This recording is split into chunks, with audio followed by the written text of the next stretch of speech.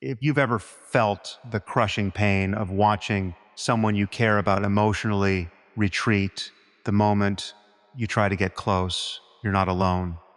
What you're about to discover isn't just relationship advice, it's a psychological roadmap backed by attachment theory and real world transformation stories.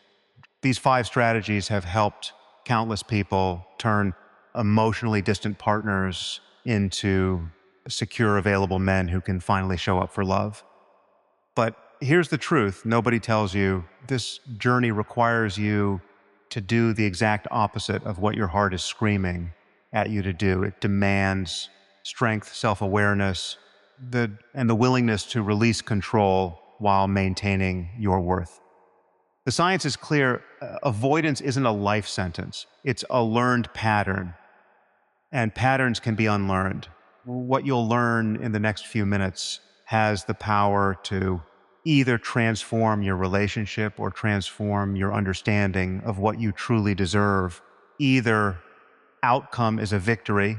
So take a deep breath, open your mind, and let's explore how to create the conditions where emotional safety becomes possible, where walls come down, not because you force them, but because they no longer serve a purpose. The first strategy sounds completely backwards when you first hear it, but it's rooted in deep psychological truth about how avoidant nervous systems actually work. When an avoidant man starts pulling away, every cell in your body wants to move closer, to ask questions, to fix whatever feels broken, to prove your love is worth staying for. That impulse comes from a beautiful place.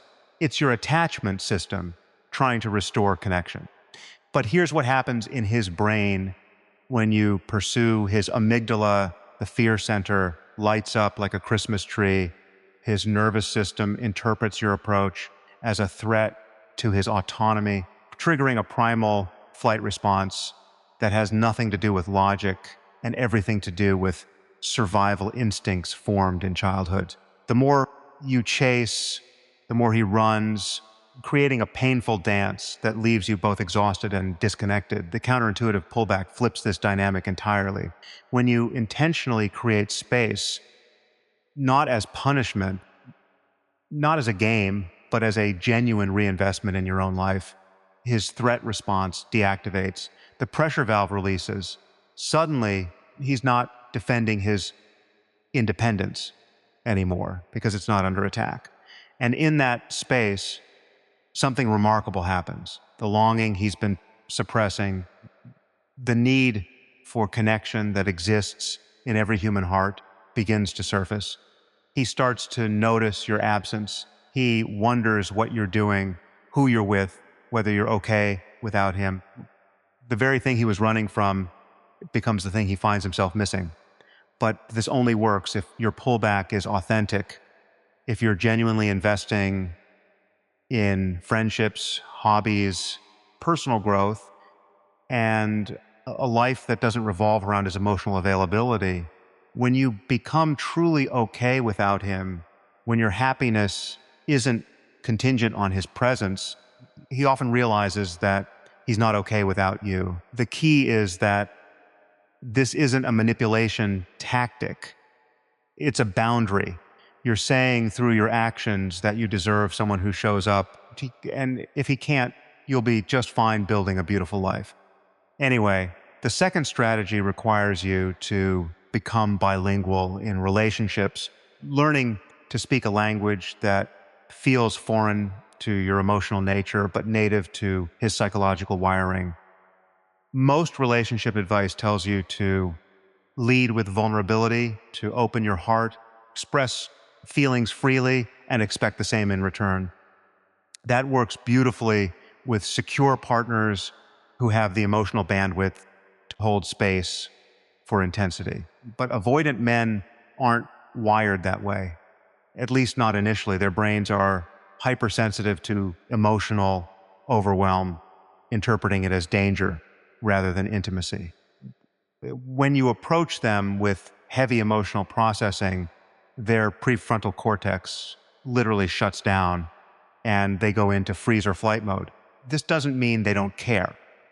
It means their system is overloaded. The solution is translation.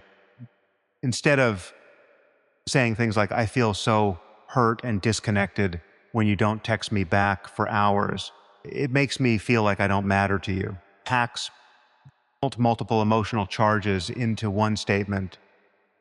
Try this. I've noticed we haven't connected much this week. Would Thursday work for dinner? Same need, different delivery. You're removing the emotional weight, the implicit blame, and the feeling of being controlled. You're stating an observation and offering autonomy in the solution. When you need reassurance, instead of asking, do you even want to be with me? Which sounds like an interrogation, say, when you let me know you're thinking of me, it helps me feel secure. I appreciate that. You're giving information, not making demands. This approach works because avoidant men respond incredibly well to respect for their independence and clear, non-threatening communication. They shut down when they feel cornered or when emotions feel unpredictable and dangerous. But when you communicate with clarity and calmness, you're essentially teaching them that emotional conversations don't have to be minefields. Over time, as they experience safety in these interactions, they begin to develop their own capacity for emotional expression. They start to realize that vulnerability doesn't automatically lead to suffocation or loss of self. But you can't force this evolution. You can only create the environment where it becomes possible by consistently showing that emotional communication can be safe, clear, and respectful of boundaries. The third strategy taps into fundamental behavioral psychology, the same principles that govern how humans and animals learn new patterns throughout life. Every single time an avoidant man takes even the smallest step toward emotional availability, whether that's sharing something personal, initiating a meaningful conversation, making plans for the future, or simply being present without distraction, you want to create a positive association with that behavior. Not with overwhelming enthusiasm that feels disproportionate and scary, but with genuine warmth and specific appreciation. Say things like, I really enjoyed hearing your perspective on that, or thank you for making time for this conversation. It means a lot to me. It's simple, authentic, and tied to the specific behavior you want to encourage.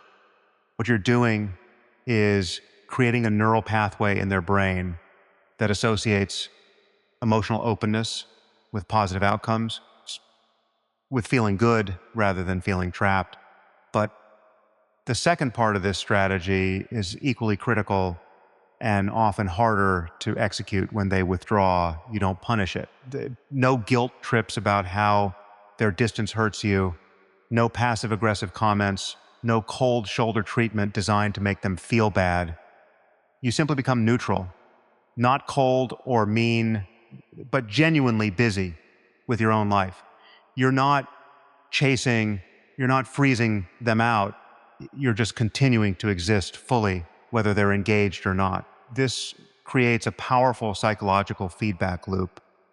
Their brain starts to map out two distinct paths. When I open up, I get warmth, connection, and positive reinforcement. When I withdraw, the life just continues without me, no drama, but also no reward. Over time, the path of least resistance shifts. Opening up becomes easier and more rewarding than shutting down. But here's what makes this different from manipulation. You're not doing this to control them.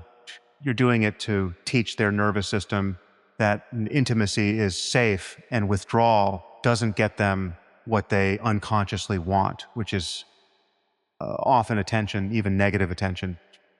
You're essentially communicating through your actions. When you show up emotionally, it's good for both of us. When you don't, I'm still good. Life still moves forward. That's not a threat or an ultimatum. It's simply reality. And avoidant men, more than most people, respond to reality over emotional drama because drama confirms their belief that relationships are chaotic and dangerous. The fourth strategy addresses the root cause of most avoidant attachment patterns, which is the experience of relationships as fundamentally unpredictable and therefore unsafe.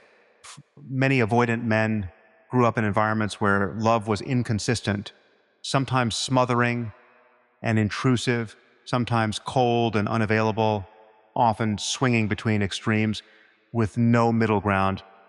Their young nervous systems learned that closeness equals instability, that you can't trust someone to remain steady, that the safest strategy is to need nothing from anyone. The antidote to this deep wiring isn't passionate declarations, surprise romantic gestures, or intense displays of devotion. Those things actually trigger their defenses because intensity feels dangerous and unpredictable. What rewires their system is the opposite: boring, steady, predictable consistency. Show up when you say you will every single time. Follow through on even small commitments. Keep your emotional reactions proportionate to the situation. Don't create drama to test their investment or get their attention. Don't swing between pursuing them intensely one week and giving them the cold shoulder the next. Just be reliably, steadily present. This feels painfully slow and uneventful, especially if you have anxious tendencies and crave intensity as proof of love. But inside the avoidant person's mind, everything is happening. They're watching, often unconsciously, to see if you're actually safe. They're testing whether you'll remain calm when they pull away, whether you'll respect their boundaries or bulldoze them, whether you'll create chaos when things get too close. Every single time you remain stable when they expect chaos, you're challenging their core belief about relationships. You're providing evidence that closeness doesn't have to mean suffocation, that someone can be emotionally invested without being controlling, that love doesn't have to swing wildly between extremes. Think of it like earning the trust of a rescue animal that's been hurt before. You don't force affection or closeness. You show up at the same time every day with food, patience, and respect for their pace. You don't take it personally when they hide or test you. You just keep being steady. Eventually, when they've gathered enough evidence that you're safe, they come to you, not because you chased or convinced them, but because you became the safest, most predictable presence in their world. That's what consistency does for avoidant men. It doesn't force transformation. It creates the conditions where their nervous system can finally relax enough to consider that maybe, just maybe, this time it's safe to let someone in. The fifth strategy is perhaps the most powerful and the most difficult, because it requires you to fundamentally shift your perspective on what their behavior means about you. When an avoidant man withdraws, goes silent, or seems emotionally unreachable, the pain is so acute that it's almost impossible not to internalize it. Your mind spirals into 1,000 questions. What did I do wrong? Am I too needy? Too boring? Not attractive enough? Too much? Not enough? You replay every conversation, every interaction, searching for the moment you supposedly ruined everything. This self-blame becomes a heavy energy that colors every subsequent interaction. He can feel it, the desperation, the insecurity, the unspoken question of, am I enough for you? And ironically, that energy pushes him further away because it creates exactly the kind of emotional intensity and pressure his system is designed to escape. Here's the liberating truth that will change everything if you can truly internalize it. His avoidance has virtually nothing to do with you. It's not about your worth, your attractiveness, your lovability, or your value as a partner. It's a deeply ingrained survival mechanism that was formed long before you entered his life, usually in childhood or through past relational trauma. It's about a nervous system that learned to associate vulnerability with pain, closeness, with danger, and depending on others, with inevitable disappointment. When you stop taking it personally, when you can observe his pattern with compassion, but without absorbing it into your sense of self, everything shifts. You stop reacting from a place of fear and proving your worth. You stop trying to control his feelings or force him to change. You stop contorting yourself into someone you're not, in hopes that the right version of you will make him stay. Instead, you see his behavior for what it actually is, a limitation in his current emotional capacity, not a statement about your value as a human being. This doesn't mean you tolerate poor treatment or accept breadcrumbs. It means you maintain your self-worth independent of his ability to show up. And when you carry yourself with that kind of grounded confidence, two powerful things happen simultaneously. First, you become less reactive, less needy, less intense, which creates exactly the kind of safe, pressure-free environment where avoidant people can begin to move closer. Second, you protect your own emotional well-being and self-esteem. You're no longer shredding your sense of self, trying to fix someone else's wounds or earn love from someone who isn't currently capable of giving it freely.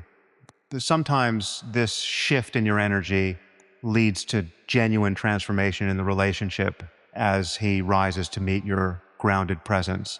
Sometimes it leads to the clarity that you deserve someone who can meet you halfway, someone whose emotional availability matches your own. Either outcome is a win because you're no longer abandoning yourself to avoid being abandoned by someone else.